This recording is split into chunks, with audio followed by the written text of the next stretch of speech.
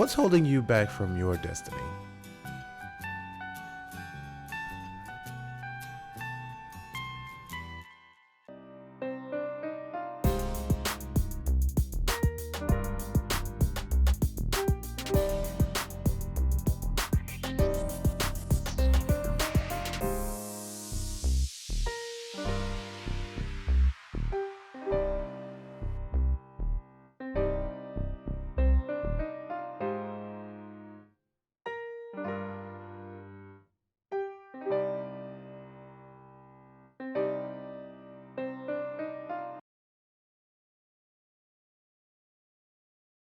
Hey everybody, I'm Alex. I know I haven't really introduced myself outside of the YouTube welcome, but I think I want to do this video a little bit differently because this is one of my introspective kind of things, that's really true to the title of the series, Life According to Alex. I want to show you, and my past videos will show, I don't know, I'm fairly new to this, but they show the versatility of the kind of content that will be coming from this channel.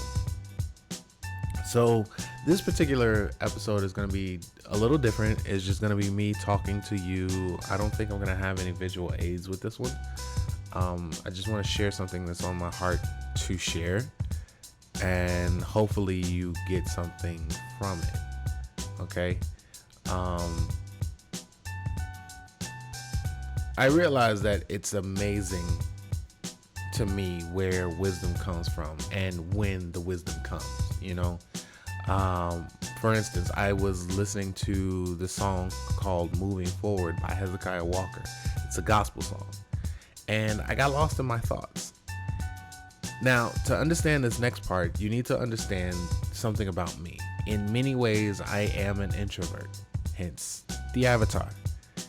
But that also means that I have this uncontrollable urge to be controlled at all times, right? Like I feel like I need to maintain a certain sense of decorum,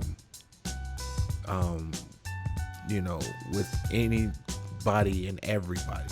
Everything I say, everything I do has to go through several filters in a span of a few milliseconds before I act on them.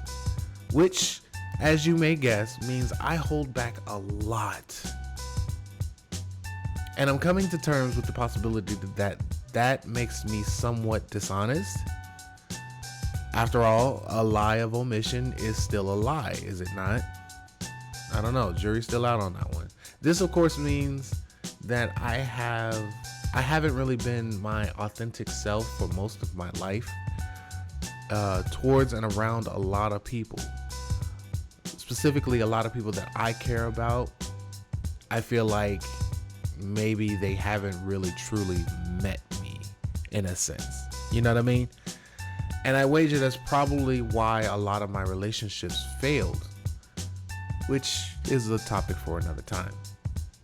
But that holding back thing also means that I let a lot of people get over on me with actions and snide remarks. Most of the time I feel like a chained dog behind a fence, and I know if I ever got loose, I'd maul whoever was in front of me. This is a prospect that kind of scares me, to be honest, and I fear that if I ever got loose, it'd be impossible for me to stop.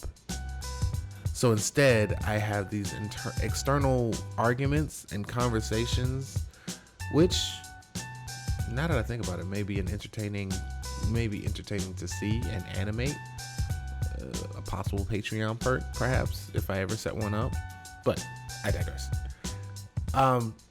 These conversations happen spontaneously, and it's like I'm being thrown back into these situations where I should have spoken up for myself, or should have just cut loose like so many people feel free to be able to do when it comes to me and their disdain or displeasure at something I do or say, or just me in general, right?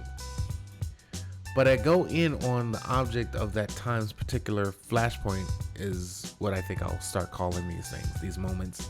I'll start calling those flashpoints.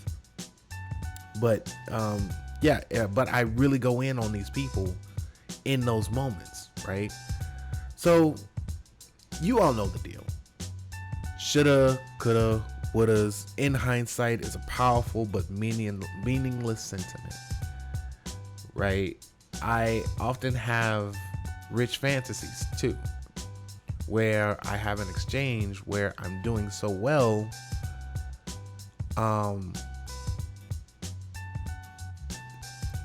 where I have this exchange where I'm doing so much better than I am now, and everyone connected to me is also doing well because of my success. But those who abandoned or took advantage or whatever the case may be regrets their decision to leave my life, and me ultimately being unbothered by it finally, you know. So when the song came on, I was in a full-on rant on my former childhood friend, a past love interest, and a homegirl who I thought the world of, and whom I eventually realized that I had feelings for and would have loved to have married, who ghosted me with no explanation, which is the very definition of ghosting, right? And these flashpoints are loops. Each time that they happen, I would have more and more to say to the object of that particular scene. And most of the time, it's not just me laying into them, it's a full-on back and forth that should have happened. So as I'm in my flashpoint, the song comes on, and the words of the bridge of the song cuts into my thoughts. Forgive me, I did say I was going to do a little bit of karaoke, so it's not going to really sound right, and I can't really play the music, so you're just going to bear with my singing, right? So it goes like this. You made all things new, yes, you made all things new, and I will follow you forward. It was like a whole harmony thing that they did. But it was then that I realized that I still have some healing to do from old wounds. That maybe, just maybe, the rage, the hurt, the pain, the disappointments, all that I'm holding on to are holding me back from going forward.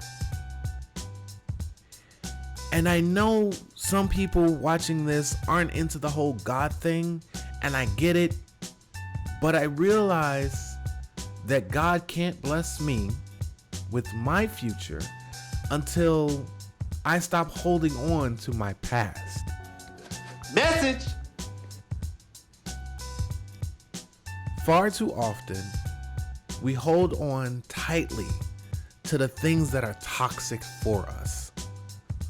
Be it our attitudes, people's, some opinions we hold, hurts we've experienced, disappointments we've had,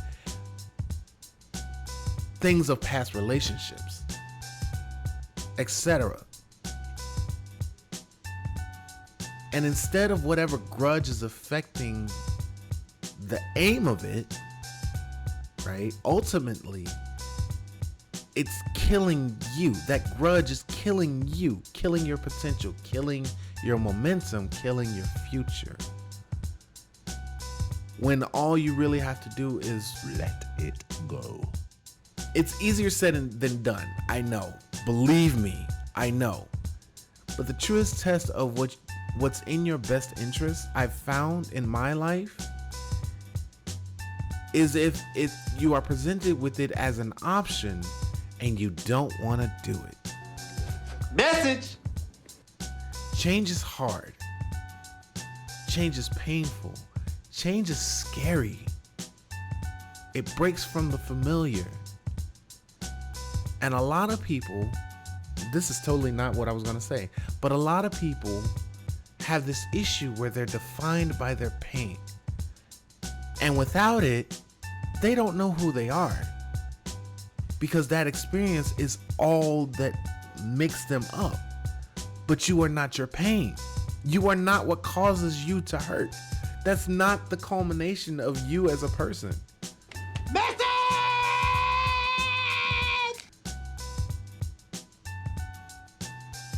It takes work to heal. It takes work to let go of grudges. It takes work to forgive. And nobody wants to work that hard when it's easier just to stay mad. But the people and the things that you're mad at, oftentimes, and this you really have to sit and chew on for a minute, oftentimes they're not even giving you a second thought. They've moved on with their lives. Time has gone forward. Life has gone on. Years, weeks, months, days have gone by. I know I said that in reverse, I'm sorry. But you get the gist of what I'm trying to say. But time has gone on, and so have they, and you're stuck in the past. You're not moving forward. You're not going anywhere. You're stuck in time. Running out of time, coincidentally. So, to put this in perspective, right? Because this is one of those meat and bone topics. Okay? Meaning you gotta know when to eat the meat and spit out the bones. In this instance, the meat would be the lesson. The bones are the means by which it came, right? In the Icebox remix, Usher said it best. You're tripping over what's in front of you because you're looking behind you. To illustrate my point, I want you to try something, okay? I want you to grab something that requires you to use both hands to hold, all right? And grip it tightly. I'll give you a minute. Blink. Okay, you got it? All right. So I'm going to pretend, and you pretend with me, to give you something, and I want you to take it with both your hands without putting down the thing that you're holding. Can't do it, can you? And that's the point.